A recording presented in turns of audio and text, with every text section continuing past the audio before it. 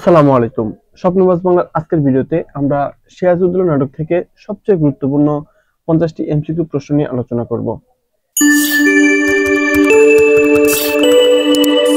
সিরাজউদ্দৌলা নাটক কত অঙ্কে বিন্যস্ত? এটি 4 অঙ্কে বিন্যস্ত। আপনাকে আমরা মায়ের মতো ভালোবাসি ঘসেটি বেগমকে উদ্দেশ্য করে এ কথা বলেছিল কে? এটি বলেছিল লুৎফা। সিরাজউদ্দৌলা নাটকে দি ব্রেভেস্ট সোলজার আখ্যা দেওয়া হয় মীর মর্দানকে। এখন থেকে কারো শান্তিতে আর কোন রকম বিঘ্ন ঘটবে না, সিরাজউদ্দৌলা নাটকে যিনি এই আশা ব্যক্ত করেছেন মীর জাফর। ইতিহাসে একজন সামন্ত নবাব হয়েও সিরাজউদ্দৌলা নাটকে সিরাজ চরিত্রটি হয়ে উঠেছে দেশপ্রেমিক নেতা। সিরাজউদ্দৌলা নাটকটির রচয়িতাকে? এটি রচয়িতা সিকান্দার আবু জাফর। যত বড় মুখ নয় তত বড় কথা সংলাপটি কার? এটি প্লেটনের সংলাপ। সিরাজউদ্দৌলা নাটকে বিশ্বাসঘাতক চরিত্র কোনটি? মোহাম্মদী বেগ। সিরাজউদ্দৌলা পতনের কারণ কি? অপরিণামদর্শিতা। সিরাজউদ্দৌলা নাটকে ঘসেটি বেগমের পালক পুত্রের নাম কি? শওকত জঙ্গ। দেয়াল কোথায় দেয়াল জাহাপনা সংলাপটি কে বলেছেন? এটি বলেছেন লুৎফা। কোম্পানির ঘুষখোর ডাক্তার রাতারাতি সেনাধ্যক্ষ হয়ে বসেছে, কার উক্তি? এটি হচ্ছে সিরাজউদ্দৌলার উক্তি। সিরাজউদ্দৌলা নাটকে প্রথম দৃশ্য মঞ্চায়নের জন্য কোন স্থানের নাম উল্লেখ করা হয়েছে? ফোর্ট উইলিয়াম দুর্গ। কোন নদীর তীরে পলাশী অবস্থিত? এটি ভাগীরথী নদীর তীরে। সিরাজউদ্দৌলার পিতার নাম কি? জয়ন উদ্দিন। সততার চেয়ে অর্থকে অধিকতর মূল্যবান মনে করে কোন চরিত্র? উমিচাঁদ। পলাশী যুদ্ধে ইংরেজ পক্ষের নেতৃত্ব দেয় কে? Colonel Clive. মীর জাফরের গুপ্তচর কে? উমর বেগ। ইংল্যান্ডের বীর সন্তান বলে কে নিজের পরিচয় দেয়? প্লেটন। এরকম আরো ভিডিও সবার আগে পেতে চ্যানেলটিকে অবশ্যই সাবস্ক্রাইব করে রাখবেন। জগৎ শেঠের প্রকৃত নাম কি?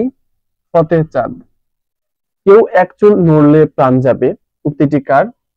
উক্তিটি মানিক চাঁদের। সবাই মিলে সত্যি আমরা বাংলাকে বিক্রি করে দিচ্ছি না তো? উক্তিটি কার? উক্তিটি হলো মীর জাফরের। সিরাজউদ্দৌলা নাটকে কোন পাখির ডাক অশুভ বলে বিবেচিত? পেঁচা। মীর জাফর কাকে কালকেউটে বলেছেন? উমিচাঁদকে। সিরাজউদ্দৌলা এখন কয়েদি, ওয়ার ক্রিমিনাল উক্তিটি কে করেছেন? এটি লর্ড ক্লাইভ করেছেন। দৌলত আমার কাছে ভগবানের দাদা মশাইয়ের চেয়েও বড় সিরাজউদ্দৌলা নাটকে এ উক্তি কার?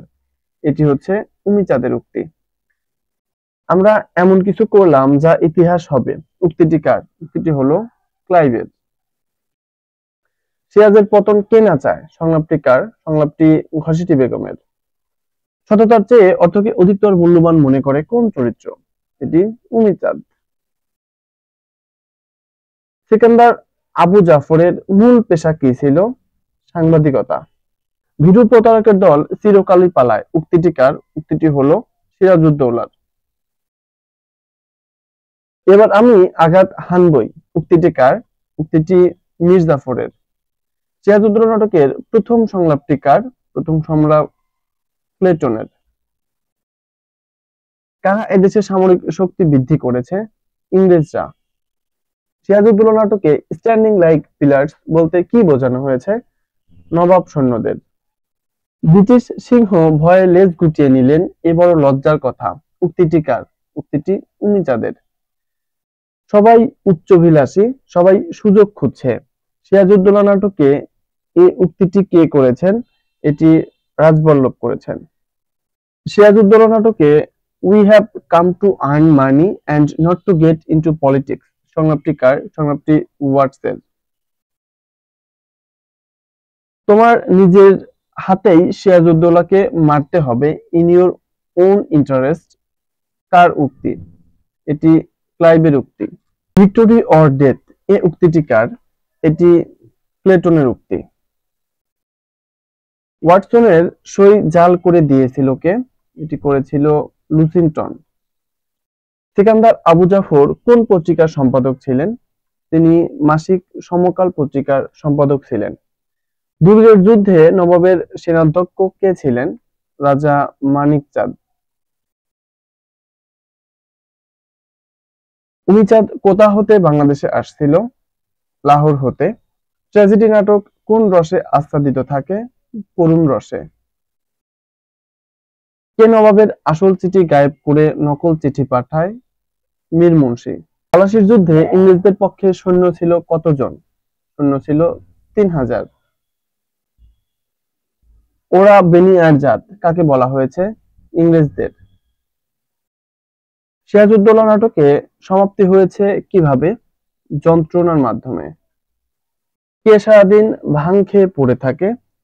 শওকত জঙ্গ। এই ছিল আমাদের আজকের ভিডিও। ভিডিওটি ভালো লাগলে অবশ্যই লাইক, কমেন্ট এবং সাবস্ক্রাইব করে পাশেই থাকবেন, এবং এরকম ভিডিও আরো চাইলে অবশ্যই আমাদের চ্যানেলটিকে সাবস্ক্রাইব করে রাখবেন। ধন্যবাদ। আসসালামু আলাইকুম।